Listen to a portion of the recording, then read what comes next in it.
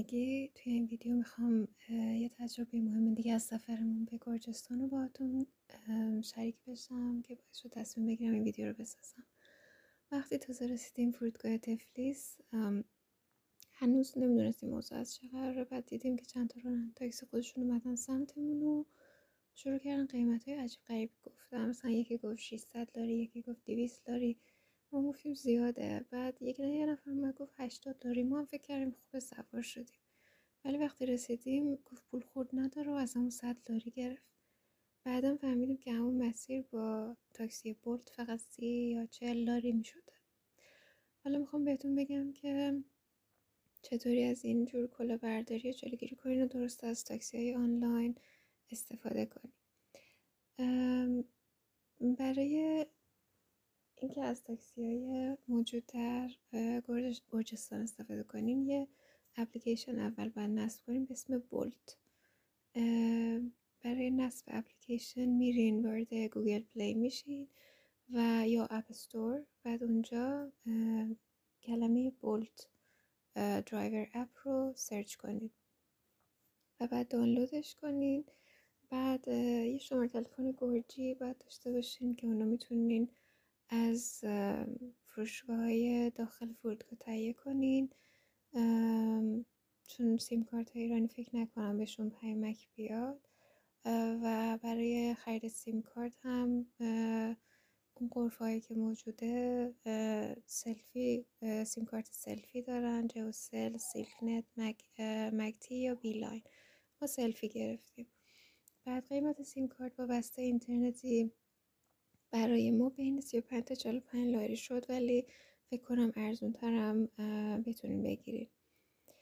دیگه این که سیم کارت رو فقط با پاسپورت میتونین بگیرین و فروشنده همونجا براتون فعال میکنه. وقتی که سیم کارتتون فعال شد و اپلیکیشن بولت هم نصب کردین، شماره گرجی رو وارد میکنین و یک کد تایید براتون میاد. اون کد رو وارد میکنین و وارد حساب کاربری میشین و در اونجا میتونین مبدا و مقصد رو مشخص کنین، مثل نرم افزار اسنپ که توی ایران کار میکنه. مثل اون دقیقاً مبدا و مقصد رو مشخص میکنین روی نقشه و مسیر تقریبی و قیمت هم نمایش داده میشه. تفاوت دیگه ای که من توی این اپ دیدم این بود که اونجا میتونین نوع ماشین رو انتخاب کنین. مثلا توی اپلیکیشن اوبر خب یه دونه ماشین بزرگ هست، یه دونه تاکسی سیاه هست، یه دونه آبی، اونم معمولی. ولی اونجا مثلا نوع ماشین بهتون داده که مثلا میتونید حتی تسلا انتخاب کنین. برام خیلی جالب بود که گزینه تسلا توی تاکسیاش بود و انواع مختلف ماشین هم قیمت های مختلف داره. حالا گزینه ای که براتون مناسب هست رو انتخاب میکنین و دکمه تایید یا کانفرم رو میزنید و بعد منتظر میشین که راننده بیاد. عکس و شماره پلاکش هم مشخصه و روی نقشه میتونین دنبال کنین که آیا داره از مسیر درست میره یا نه. دیگه وقتی که سوار شدین نیازی نیست که با راننده صحبت کنین، چون خودش مسیر رو از روی اپلیکیشن میبینه و بهتره به نظرم پرداخت نقدی رو انتخاب کنین، چون زبانشون زبان انگلیسی رو صحبت میکنن ولی خیلی دست با شکسته و برای اینکه سرتون کلاه نره خب اون قیمت رو که توی اپ میبینین میتونین نقدی پرداخت کنین همونو، چون ما اینجوری فکر کردیم که اگر کارت بزنیم ممکنه اون قیمت بعداً تغییر کنه و تغییر نکرد. ولی خب به هر حال اونجا رو نمیشناختیم و ما ترجیح دادیم که نقدی پرداخت کنیم. دیگه از طریق اپلیکیشن بهتره به نظرم درخواست ماشین بدین، مخصوصا تو فرودگاه، و قبل از سوار شدن حتما شماره پلاک رو چک کنین.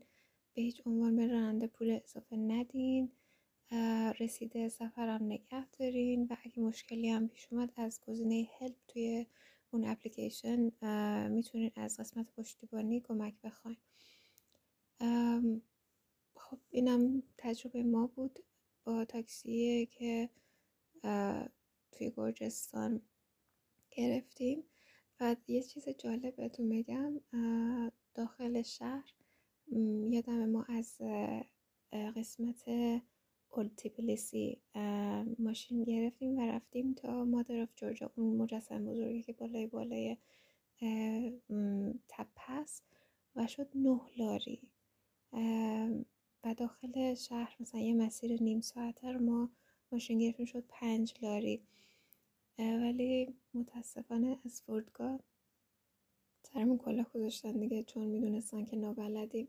به هر حال حواستون باشه وقتی تازه رسیدین، راننده‌هایی که خودشون میان سراغتون ممکنه قیمت‌های خیلی بالا بگن و ممکنه آخرش هم بیشتر از اون چیزی که گفتن ازتون پول بگیرن. از اپلیکیشن‌هایی مثل بولت استفاده کنید که چون قیمتش مشخص ارزون تره. و اگه تجربه مشابهی دارین یا سوالی براتون پیش اومده حتما تو کامنت ها بنویسین و اینکه اگه ویدیو هم براتون مفید بود لایک و سابسکرایب هم یادتون نره. متشکرم از وقتی که گذاشتین و اگر به گرجستان رفتین برام بنویسید که آیا این تجربه براتون مفید بود یا نه.